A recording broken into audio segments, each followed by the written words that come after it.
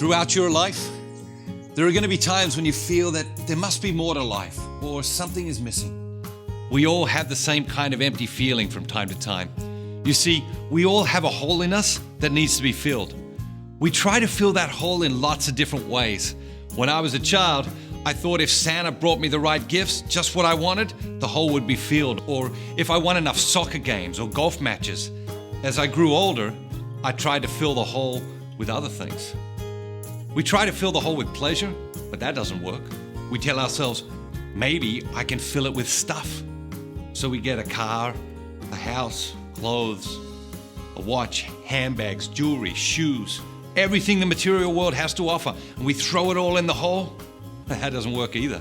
It doesn't fill the hole, and the empty feeling remains. So we go off to see the world and find ourselves, but that doesn't fill the hole either.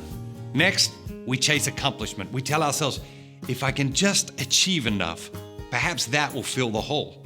We achieve great things, but the emptiness continues to reign.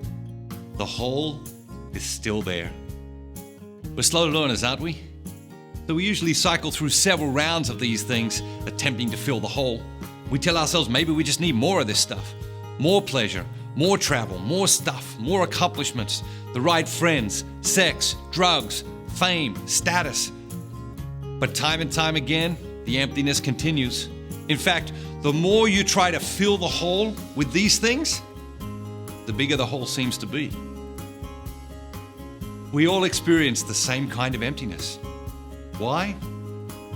The reason is profoundly simple. We each have a God-sized hole in us. All of us, every single one of us, we've all got a God-sized hole, and only God can fill the hole. Try anything else you want, but it won't work. Anything, try anything else you want. Try to fill that hole with anything else. It just won't work. It never has, and it never will. My favorite line from the Catechism is the opening line of chapter 1, which reads, "The desire for God is written in the human heart, because man is created by God and for God, and God never ceases to draw man to himself. Only in God will he find the truth and the happiness he never stops searching for." You have a God-sized hole in you. Somewhere deep inside, you know what I'm telling you is true. What are you trying to fill that hole with today? And are you ready? Are you ready for something different? Because if you are, God's ready to take that emptiness away once and for all. Life is choices. You get to decide. Have you ever noticed how one yes or one no can change your life? It's amazing how a simple yes or no can change your life. One of the most practical things about growing spiritually is that we get really good at saying no.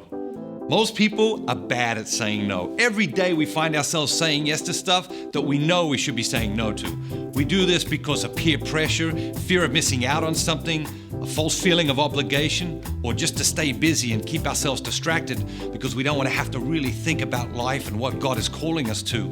But here's the thing. When we say yes to stuff that we know is not for us, we miss out on the stuff that is uniquely ours. Let me give you an example. I was talking to my friend Mike the other day, and I said to him, "How are you, Mike?" He said, "Fine." I said, "How's work?" He says, "Good." I said, "How's Julie?" Julie's his girlfriend. He said, "She's great." I said to him, "Mike, is Julie the one for you?" He said, "No." I said, "Oh, I'm sorry to hear that." I said, You didn't seem to think too much about that." He said, "Well, I've been thinking about it, and no, she's not the one for me." I said to him, "So when are you guys going to break up?" He said, "Oh, no, we're not going to break up." I said, "Well, why? I mean, if you know she's not the one for you, why aren't you guys breaking up?" He said, "I really like her, and she's lots of fun. We have fun together. We're not breaking up." I said to him, "Well, what are you doing on Friday night?" He said, "I'm taking Julie to see that new movie." Here's the problem. On Friday night, when Mike is out at that movie with Julie, that might have been the night when he was going to meet the woman who God created just for him. When we say yes to stuff that we know is not for us, we miss out on the stuff that God created just for us. Get really good at saying no to anything that you know is not for you. And the only way to say no to anything is to have a deeper yes. As we grow spiritually through prayer, the scriptures, and the sacraments, we get really clear about who we are, what we're here for, what matters most, and what matters least. This gives us a really powerful personal clarity.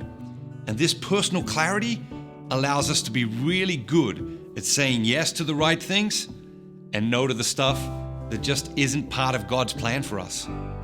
If you've been practicing the prayer process each day, I'm sure you're already getting a clearer sense of who you are and what you're here for and what matters most and what matters least. And that personal clarity, that's a beautiful thing. From the very beginning, it has been my hope that this program would help you become a great decision maker, because decision making is so central to our experience of life. Learning to say yes to the right things and no to the wrong things is essential. Now it's time to face the decision at hand. At baptism, your parents and godparents made a choice for you. Now, you have to decide for yourself. And make no mistake, it is one of the biggest decisions of your life. God has chosen you. The question is, how will you respond? We've been making this journey toward confirmation, and it's been an honor to make the journey with you. And now we're almost there. It's time to commit. Say yes to confirmation. But much more than that, decide today to say yes to Jesus and His church. Choose them, for they have chosen you. Open your workbooks and sign the pledge. Read it slowly, pray about it, and sign it.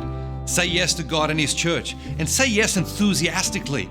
Not just a whimpering, passive yes, but a wholehearted and enthusiastic yes. Your Catholic faith will always be a part of you. Wherever you go, whatever you do, deep down, your Catholicism's going to be there. You get to decide if it's going to be something powerful and positive or something negative and misunderstood. Here's the thing. God has a plan.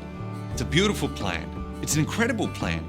But when we don't play our part, the whole thing falls apart. It's all connected. Imagine if Mary had said no. Her yes has touched every person who has lived for 2,000 years. In the same way, every decision you make, every day, echoes through history. Every decision every person makes every day echoes down through history. Sometimes I wonder if the reason we don't have a cure to AIDS or cancer or Alzheimer's is because the people who were going to find those cures were among the 55 million children who've been aborted in the United States since Roe versus Wade. God had a plan for each and every one of those children, just as He has a plan for you. You have a part to play in God's plan for the world. You might be tempted to think to yourself, oh, I'm nobody special. God doesn't have any special plans for me. That would be a mistake.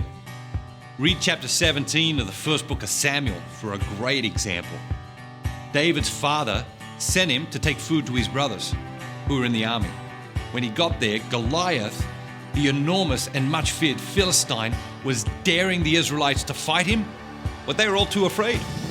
David, who was just a kid, said to the king, I'll fight him. King Saul said, David, go home, you're just a kid. David said, I can do it. And the king and David, they went back and forth until finally the king agreed. The rest is history. David slew Goliath.